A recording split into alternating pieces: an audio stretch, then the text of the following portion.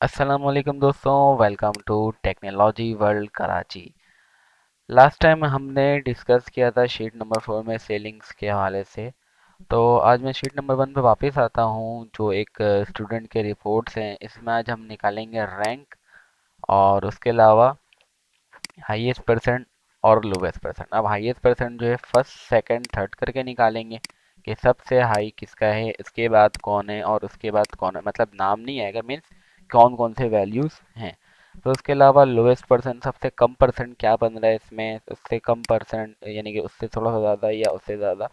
इससे हमारा क्या होता है कि क्लास का एक रिपोर्ट पता चल रहा होता है कि ये क्लास का मेयार क्या है। ठीक है। तो सबसे पहले जो है मैं आपको यहाँ पे हाईएस्ट परसेंट निकाल के दिखाऊंगा। एक चीज़ मैंने आप लोगों को बताया था आगे, लास्ट टाइम इसी में मैंने काम करवाया था, मीन और मैक्स। अगर आप मीन और मैक्स निकालते हैं, मिसाल के तौर पे मैंने मैक्स लिखा, ठीक है, राउंड ब्रैकेट स्टार्ट, ये पूछ रहा है नंबर पता है, मैंने यहाँ से परसेंट की जगह ले लिया। तो ये जो है आपको आंसर तो देगा, मगर सिर्फ फर्स्ट यानी कि जो बिल्कुल हाई होगा उसका देगा। अब मुझे इसके बाद वाले का निकालना हो तो फिर मैं क्या करूं, तो हमारे लिए यहाँ पे फिर मैक्स का काम नहीं है, फिर हम यहाँ पे लार्ज का फॉर्मूला यूज़ करें, यानी कि लार्ज का फंक्शन यूज़ करेंगे। ठीक है। लार्ज यहाँ पे एरे है और कॉमा लगा के के है। एरे का मतलब होता है इसका वो एरिया या वो रेंज या वो बाउंड्री, आप जो आपको आसान से याद रहे वो आप याद रखें।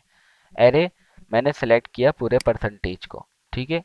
इसने पूरे परसेंटेज को वहां से पिक किया, कॉमा लगाया है मैंने। अब ये पूछ रहे के मतलब पोजीशन, कि किस पोजीशन का आपको वैल्यू चाहिए। अगर मैं 1 लिखता हूँ तो ये बिल्कुल मुझे मैक्स की तरह आंसर देगा, आप देख सकते हैं 92। इससे अबव यहाँ पे कोई है भी नहीं। ठीक है। अगर मैं इसमें दोबारा एडिट करके 2 कर दूँ तो फिर क्या होगा, सॉरी, टू एंटर, तो अब क्या होगा कि वो 92 के बाद जो बड़ा नंबर है उसको दे रहा है 87। यहाँ पे आप देख सकते हैं 87 सेकंड नंबर पे ही आ रहा है। तो इसकी मदद से जो है हम अपना ये काम आसानी से कर सकते हैं। फिर मैंने यहाँ पे इक्वल लार्ज, कहाँ से कहाँ तक है, यहाँ से यहाँ तक मैंने सेलेक्ट किया कॉमा और मैंने लगा दिया 2। तो ये सेकंड का आ गया। फिर इक्वल लार्ज बन रहा है एरिया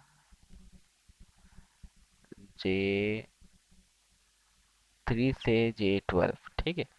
कॉमा क्या लगा दिया मैंने 3। तो आप देख सकते हैं कि मेरे पास तीनों के हाईएस्ट परसेंट आ चुके हैं कि फर्स्ट सेकंड थर्ड ये नंबर्स हैं इसमें। ठीक है। अब मैं सबसे कम नंबर निकालना चाह रहा हूँ, तो इसके लिए हमारे पास मिनिमम नहीं बल्कि उस लार्ज का अपोजिट होगा, स्मॉल। ठीक है। कहाँ से कहाँ तक है, J3 से लेके J12 तक। ठीक है। कॉमा मैंने लिखा है यहाँ पे 1। तो ये सबसे छोटा नंबर आपको निकाल के दे देगा कि इस क्लास में सबसे लोएस्ट जो परसेंट है वो ये है। ठीक है। इससे थोड़ा सा ऊपर आ जाते हैं, equal small J3 ratio J12 comma 2। ये उससे ऊपर आ गया कि 52 से अबव जो है वो है 73। सेम इसमें भी हमने किया J3 रेशो J12 कॉमा और यहाँ पे लगा दिया मैंने 3। तो यहाँ पे आपका आ चुका है। तो आपको समझ में आ गया होगा कि लार्ज का हम यूज़ कहाँ कर सकते हैं। इससे रिलेटेड और भी बहुत सारे काम हो सकते हैं। ठीक है। कहीं पे आपको दो फॉर्मूले के दरमियान भी लगाना पड़ सकता है। तो ये आपके ऊपर डिपेंड है। लार्ज का मेन मकसद क्या है कि आप उसको जो भी एरिया बताएंगे उसमें से आपने उसको जिस पोजीशन का नंबर लाने आप बोलेंगे वो निकाल के आपको दे देगा। अब ये आपका काम है कि आप उसे किस तरह कहाँ यूटिलाइज कर रहे हैं। ठीक है। आगे हमारे पास है रैंक। रैंक पता होता है कि रैंक सिस्टम क्या होता है कि आपके जैसे कि स्टूडेंट्स हैं यहाँ पे A1 ए ग्रेड तो है, मगर किसी किसी को डबल ए भी मिला हुआ है, बी भी मिला हुआ है, सी भी मिला हुआ है। अब मुझे इसका ये तो नहीं पता ना कि बिल्कुल सबसे ऊपर कौन है। ठीक है। या सबसे ऊपर कौन है या उससे नीचे कौन है। तो मैं उसमें काउंटिंग वाइज चाह रहा हूँ, बस फर्स्ट सेकंड थर्ड के लिहाज से। इसे हम कहते हैं रैंक। ठीक है।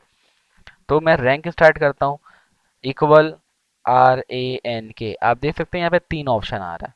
ठीक है। रैंक एवरेज, रैंक इक्वल और रैंक के ऊपर एक येलो साइन है।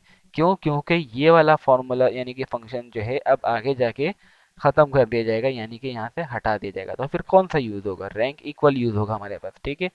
एवरेज में अगर आप यूज करेंगे तो वो पॉइंट वैल्यूज में आंसर आपको देगा, इसलिए हम क्या यूज करेंगे एग्जैक्ट आंसर के लिए, रैंक इक्वल, ठीक है। रैंक इक्वल यूज किया।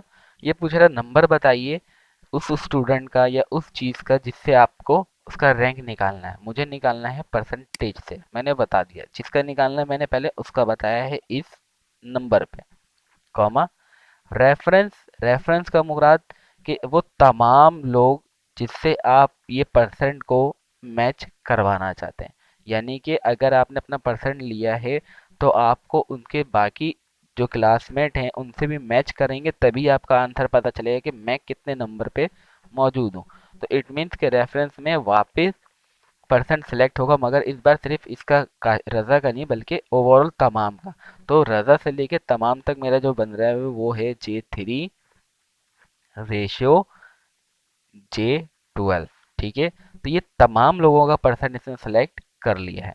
उसके बाद ऑर्डर में हमें पूछ रहा है डिसेंडिंग ऑर्डर या असेंडिंग ऑर्डर। मैं आपको सिंपल अल्फाज में बता दे रहा हूँ कि जहाँ पे कोई टाइम बेस पे काम हो, यानी कि आपको देखना हो कि सबसे कम से कम जो नंबर लिया हो उसको फर्स्ट देना हो, तो वहाँ पे यूज़ होता है असेंडिंग, ठीक है।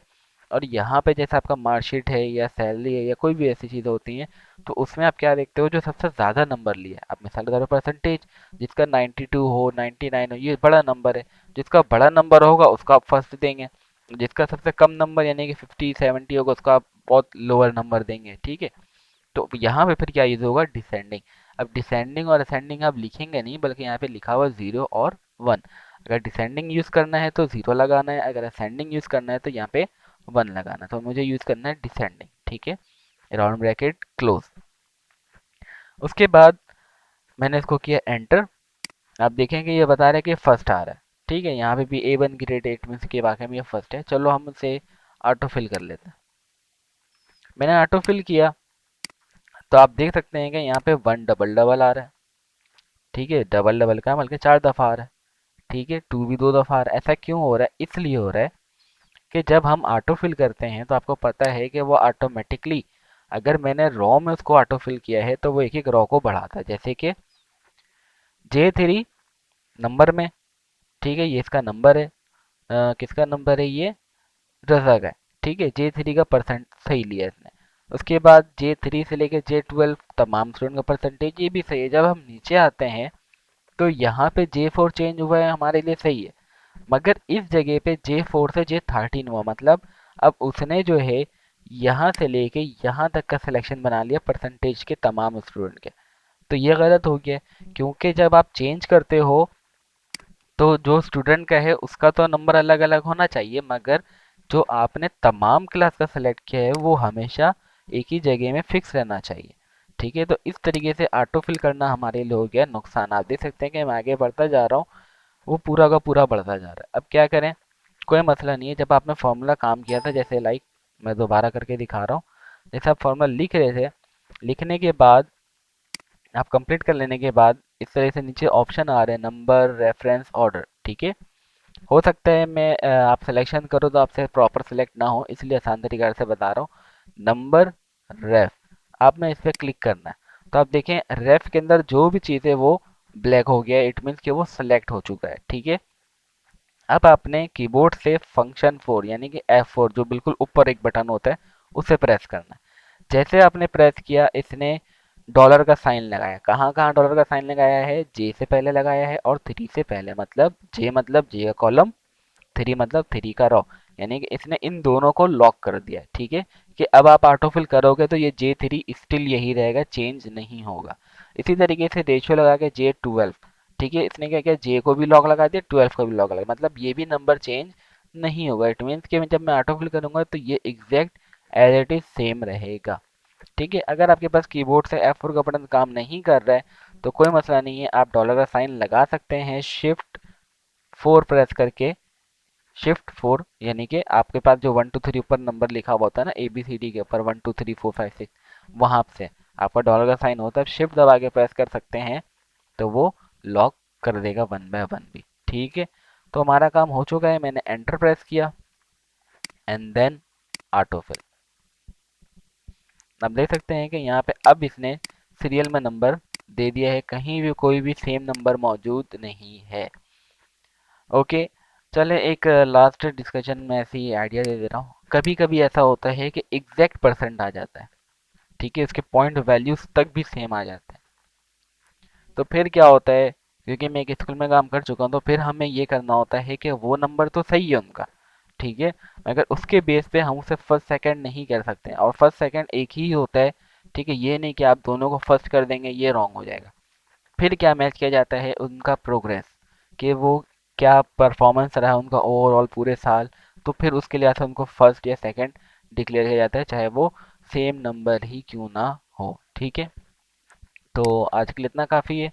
उम्मीद है कि आप इसमें प्रैक्टिस करेंगे। आप जितना ज़्यादा प्रैक्टिस करेंगे आपके लिए उतना ही ये इजी और आसान और समझ में आने वाला काम है।